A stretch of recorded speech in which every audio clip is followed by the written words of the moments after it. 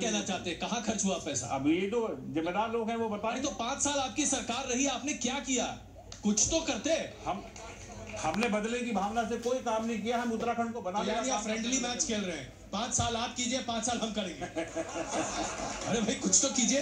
भट्ट साहब, ये क्या आरोप प्रत्यारोप के दौर चलते रहेंगे? भ्रष्टाचार के मामले आएंगे, खत्म हो जाएंगे और आएंगे गंगा जी में बह जाएंगे? बहुत वाजिब सवाल किया आपने। देश की आजादी के बाद से भारत का लोकतंत्र पूंजीपतियों का गुलाम है, और उसका मैं उदाहरण आपको यहाँ दे दूं कि दोनों राष्ट्रीय पार्टियां 16 साल से उत्तराखंड में राज कर रही हैं। जो सवाल आपने यहाँ किया है, वो सवाल सदन में जब इनसे किया जाता है तो दोनों पार्टियां मैच फिक्स करके 350 घोटालों पे चुप हो जाती हैं, सदन पे बात नहीं करती। तो मैच फिक्सिंग कौन करता है? कांग्रेस कर रही है, बीजेपी कर रही है, आपके सामने दोनों है। कांग्रेस, दोनों पार्टियां। और मैं दावे के साथ जनता के बीच में 192 फाइलें हमारे पास। अब हरिद्वार को एक पवित्र नगरी समझा जाता है। शराबबंदी की हम मांग करते हैं। पूरा उत्तराखंड में कहीं शराबबंदी नहीं होती। जंगल और जल यहाँ का है, पर्यटन यहाँ का है। अब ये हरिद्वार जैसी पवित्र नगरी को भी आज इनका चारों का मैनिफेस्टो देख लीजिए, कहीं भी इस तरह का नहीं कि हम एक उनकी नगरी को हम जवाब तो ले लूं। नहीं तो निशंक जी, मुझे लगता है कि इनकी समस्या का समाधान आप ही कर सकते हैं। बताइए आप और शिवपुरी जी। सबसे पहले निशंक जी। मैं पहले तो ये कहना चाहता हूँ, क्योंकि महाराज जी को तो हम बहुत सम्मान देते हैं जी।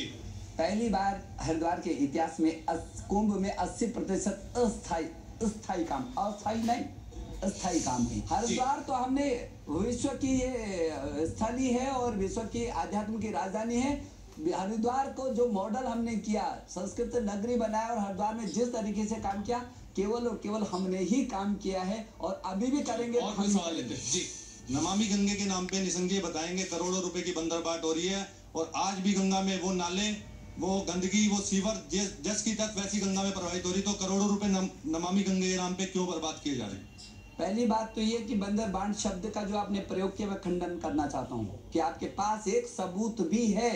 नमामि गंगे का एक सबूत नहीं दे सकते हैं। हाँ, नमामि गंगे का ये अभियान है। हमारे प्रधानमंत्री जी ने कहा गंगा पवित्र रहनी चाहिए, स्वच्छ रहनी चाहिए, और उस नमामि गंगे के तहत अब काम हो रहे हैं युद्ध स्तर पर। आप एक उदाहरण नहीं दे सकते कि जो इतने नेता बने हुए हैं और कहते हैं कि हम जो है चुनाव के समय अपनी संपत्ति का ब्यौरा दे रहे हैं। ये अपनी 12 साल पहले संपत्ति का ब्यौरा दें और उसी के आकलन से आज अपनी संपत्ति को जोड़कर जनता को बताएं। शिवपुरी जी, हमारे जो माननीय मुख्यमंत्री हैं जी, उनकी संपत्ति जो पहले थी वो आज भी आप सार्वजनिक रूप से कहीं उसकी जांच करा सकते हैं। कांग्रेस के तमाम नेताओं की संपत्ति में इजाफा नहीं हुआ, आप कह रहे हैं? बिल्कुल। जो